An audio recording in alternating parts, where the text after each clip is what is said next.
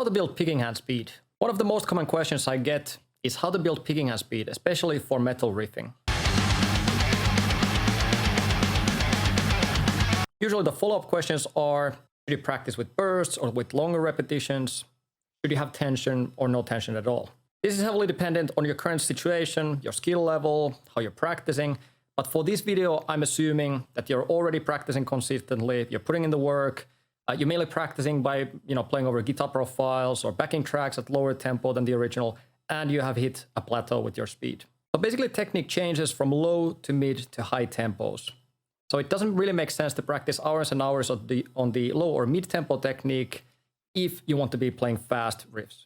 Most of the time we should start by building the physical picking hand speed first, basically to find this faster technique so you know exactly how it works, and then we can start polishing it up, build endurance and accuracy for it. Building physical speed means that we don't have to aim for perfect repetitions.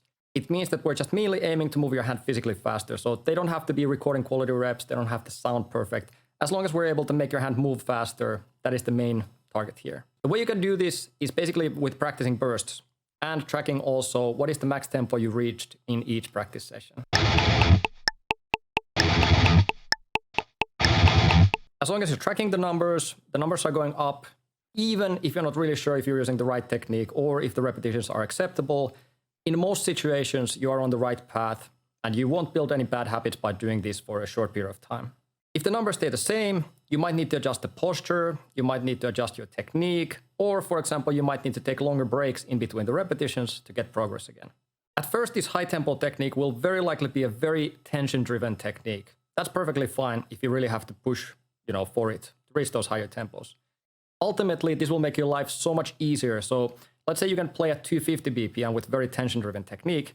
That's going to make it so much easier to drop down to 200, 220 BPM, and then gradually start building endurance, gradually start reducing the unwanted tension as well there.